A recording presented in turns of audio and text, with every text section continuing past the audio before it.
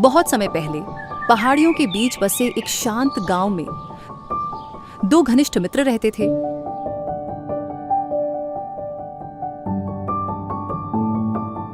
एक था बहरा श्याम और दूसरा था अंधा राम। अपनी अपनी विकलांगताओं के बावजूद वे हर तरह से एक दूसरे का सहारा बनते थे और साथ मिलकर मेहनत करके अपना जीवन यापन करते थे।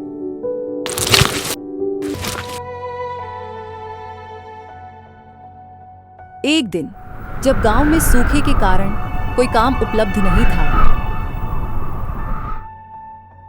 तब उन्होंने बेहतर अवसरों की तलाश में कहीं और जाने का निर्णय लिया। अंधे राम, इस सूखे ने पूरे गांव को उजाड़ दिया है। अब हमारे लिए यहाँ कोई काम नहीं बचा।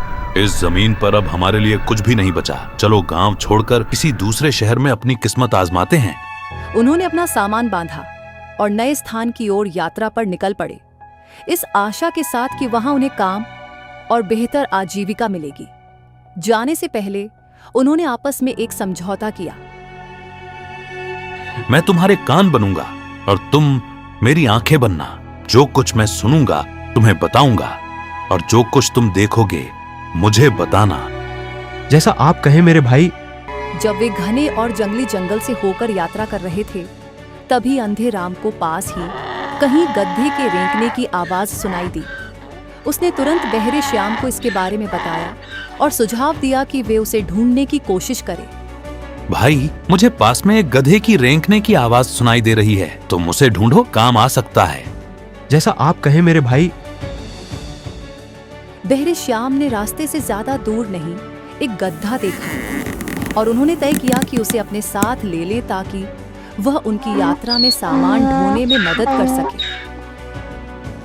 थोड़ी दूर आगे बढ़ने पर बहरे श्याम ने सड़क के किनारे कपड़ों से भरी एक बड़ी बोरी पड़ी हुई देखी।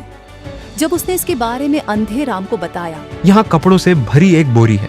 शायद किसी का सामान जंगल में खो गया होगा। इसे गधे पर लाद लेते हैं, आगे काम आ सकता है।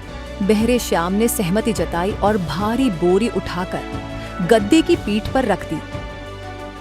कुछ दूर आगे बढ़ने पर बहरे श्याम को जमीन पर पड़े हुए बाइसन के सींगों की एक जोड़ी दिखाई दी। उसने उनके बारे में अपने अंधे मित्र को बताया। अंधा राम बहुत चतुर था। उसने सुझाव दिया कि वे इन सींगों को भी साथ ले लें, क्योंकि शायद किसी दिन ये काम आ जाए।